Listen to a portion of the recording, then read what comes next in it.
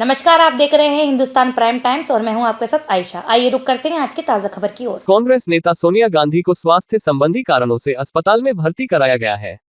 डॉक्टरों के अनुसार उनकी स्थिति फिलहाल स्थिर है और निगरानी में रखा गया है। पार्टी नेताओं और समर्थकों ने उनके जल्द स्वस्थ होने की कामना की है। सोनिया जी हमारी नेता हैं और अस्वस्थ हैं। मैं बाबा विश्वनाथ से प्रार्थना करता हूं कि जल्द से जल्द वो स्वस्थ हों और जिस तरीके से उन्होंने देश के लिए, राष्ट्र के लिए अपना पूरा जीवन समर्पित किया है, वो स्वस्थ रहें, प्रसन्न रहें, यही हम सब कामना करते हैं। बाबा विश्वनाथ से प्रार्थना करता हूं क्योंकि हम लोग काशीवासी हैं। महादेव से प्रार्थना करते हैं कि वो स्वस्थ रहें, प्रसन्न रहें, देश की सेवा करें और हम सबका मार्गदर्शन करें। प्रख्यात समाजसेवी हरीश राणा का अंतिम संस्कार पूरे सम्मान के साथ किया गया। परिवार, मित्रों और कई गणमान्य लोगों ने उन्हें श्रद्धांजलि दी। उनके योगदान को याद करते हुए लोगों ने गहरा शोक व्यक्त किया। दिल्ली के अक्षरधाम मंदिर में भगवान स्वामी नारायण की 108 फीट ऊंची प्रतिमा की प्राण प्रतिष्ठा आज संपन्न हुई। इस भव्य आयोजन में हजारों श्रद्धालु शामिल हुए और धार्मिक अनुष्ठान किए गए। ये प्रतिमा आस्था और संस्कृति का एक नया प्रतीक बनकर उभरी है। उत्तर प्रदेश के मुख्यमंत्री योगी आदित्यनाथ ने गोरखपुर में मदन मोहन मालवीय इंस्टीट्यूट का उद्घाटन किया। उन्होंने कहा कि यह संस्थान शिक्षा और विकास को नई दिशा देगा। इससे क्षेत्र के युवाओं को बेहतर अवसर मिलने की उम्मीद है। आज उत्तर प्रदेश के अंदर पहले से ही हम लोगों ने इस पे काम प्रारंभ किया। कल मैं मदन मोहन मालवीय टेक्निकल यूनिवर्सिटी में था। मदन मोहन मालवीय टेक्निकल यूनिवर्सिटी में उन्होंने अपने फॉरेंसिक लैब का उद्घाटन करवाया। अत्याधुनिक लैब बनी है। फॉरेंसिक लैब के उद्घाटन के साथ ही कुछ उनके अपने कार्यक्रम अन्य थे। हम लोगों ने मदन मोहन मालवीय टेक्निकल यूनिवर्सिटी को इस बार एक centre of excellence green hydrogen energy के लिए उपलब्ध करवाया है और इसके लिए 50 करोड़ रुपए राज्य सरकार ने उन्हें उपलब्ध करवाया है इस एनर्जी पे काम करने के लिए। हिमाचल प्रदेश के कुल्लू में रामनवमी के अवसर पर भव्य शोभा यात्रा निकाली गई।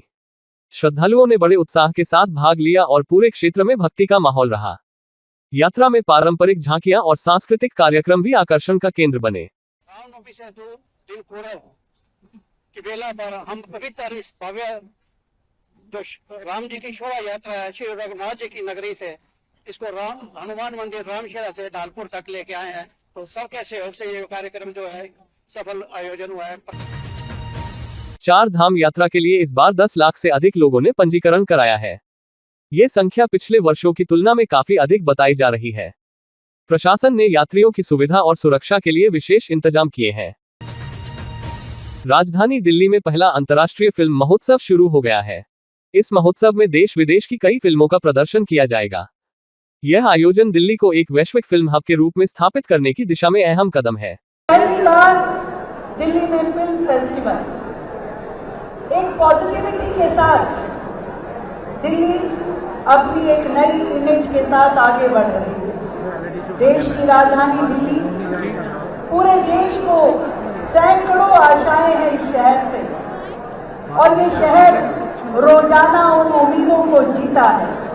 मैं उस पूरी टीम को जिन्होंने इस विजन को साकार किया कि दिल्ली में इतना शानदार फिल्म फेस्टिवल हो। प्रसिद्ध बंगाली साहित्यकार डॉक्टर मुखोपाध्याय को सरस्वती सम्मान से सम्मानित किया गया है।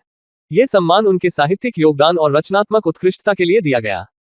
साहित्य जगत में इस उपलब्धि को लेकर खुशी और गर्व का माहौल है।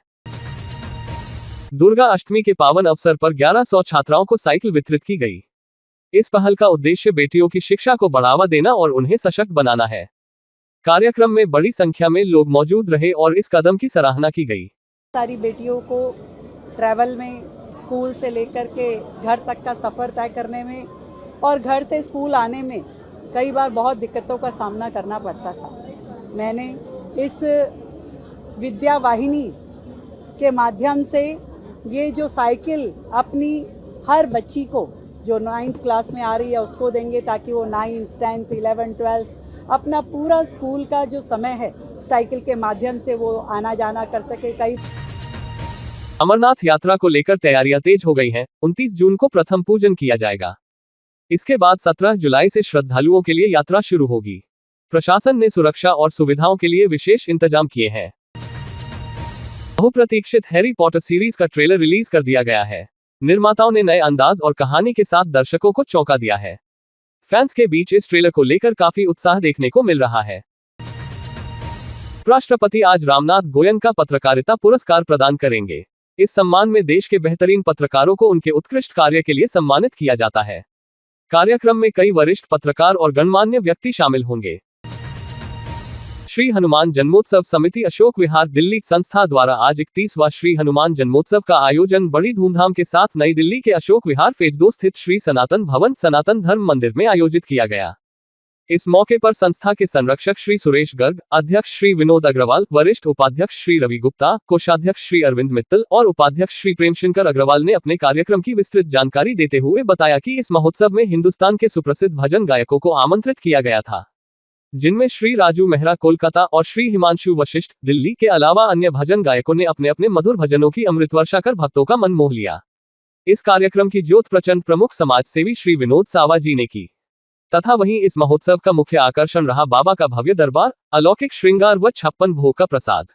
कार्यक्रम के पश्चात भंडारे का विशेष प्रबंध किया गया था। संजीवनी स्टूडियो में माया तिवारी ऑफिशियल चैनल के लिए 3 गीतों की रिकॉर्डिंग व डबिंग की गई। इस दौरान हिंदुस्तान प्राइम टाइम के वरिष्ठ पत्रकार श्री हरीश अधिकारी जी कलाकारों के साथ बातचीत करते हुए अंतर्राष्ट्रीय स्वर्णकार संघ के अध्यक्ष तथा समाज की सेवा में अग्रसर रहने वाले श्री सोमनाथ आष्टा व सहयोगियों द्वारा सेवा भाव को ध्यान में रखते हुए निःशुल्क कैंप आयोजित किया गया, जिसमें उच्च स्तरीय डॉक्टर द्वारा शुधापुरी मेरठ उत्तर प्रदेश स्थित ऑर्थोडॉक्स चर्च भवन में कैंसर, हड्डियों की जांच इत्यादि जांच अंतर्राष्ट्रीय स्वर्णकार संघ द्वारा निःशुल्क की गई थी। रामनवमी के पावन अवसर पर मीडिया प्रेस क्लब द्वारा वीरवार को नई दिल्ली के ओल्ड राजेंद्र नगर स्थित सिंधी भवन में सिंधी समाज की प्रमुख पाक्षिक पत्रिका सिंधी संसार का विमोचन किया गया। इस मौके पर समाचार पत्र के प्रधान संपादक श्री अशोक लालवानी की ओर से प्लास्टिक प्रदूषण और वायु प्रदूषण से पर्यावरण को वैज्ञानिक तरीके से कैसे बचाया जा सकता है उस पर प्लास्टिक रिसाइकलिंग के पितामह, ऑपरेशन शुद्धि प्रमुख, प्लास्टिक मुक्त पृथ्वी का मिशन और एवरो इंडिया लिमिटेड के चेयरमैन श्री सुशील अग्रवाल एवं वायु विशेषज्ञ बैंकरमैन मेजर जनरल श्रीपाल द्वारा व्याख्यान की गई तथा सिंधी काउंसिल ऑफ इंडिया को समर्पित सिंधी संसार समाचार पत्र के स्थायी पाठकों को सम्मानित करने हेतु तथा देश समाज के गंभीर विषयों पर चिंतन करने वाले महापुरुषों को मीडिया प्रेस क्लब की अति विशिष्ट सदस्यता से नवाजा गया। मीडिया पक्षपातपूर्ण हो जाए तो जनता का विश्वास कमजोर होने लगता है, जो कि विश्व के सबसे बड़े लोकतंत्र के व्यक्ति ये वो शख्सियत है, इनकी बड़ी बड़ी शख्सियत हमारे बीच में मौजूद है जिन्होंने हमारे लिए बहुत कुछ करा है, हिंदी समाज के लिए बहुत कुछ करा है। जी, इसी उद्देश्य को ध्यान में रखते हुए मीडिया प्रेस क्लब ने एक अनूठी पहल के रूप में शब्द वाणी समाचार पाठक संघ का गठन किया है। कश्मीरी गेट में मेरा निवास है और मैं अपने बारे में 2 शब्द बताऊंगा कि शुरू से ही बहुत संघर्षों में जीवन रहा। जैसे मैंने बताया कि कश्मीरी गेट की चाय बेचा करते थे और होटल ली के अंदर बैल बॉय थे, तो ये सब काम मैंने किए और मुझे कभी शर्म नहीं आती बताने के लिए, मगर मैंने कभी हाथ ऐसे नहीं किया, हमेशा ऐसे ही रखा। बिना बात के कितने लोग यहाँ पर ऐसे हैं जो गोली खाने को तैयार है, मरने को तैयार है, हाँ बिना बात के। ऐसे ही खास खबरों के लिए देखते रहिए हिंदुस्तान प्राइम टाइम।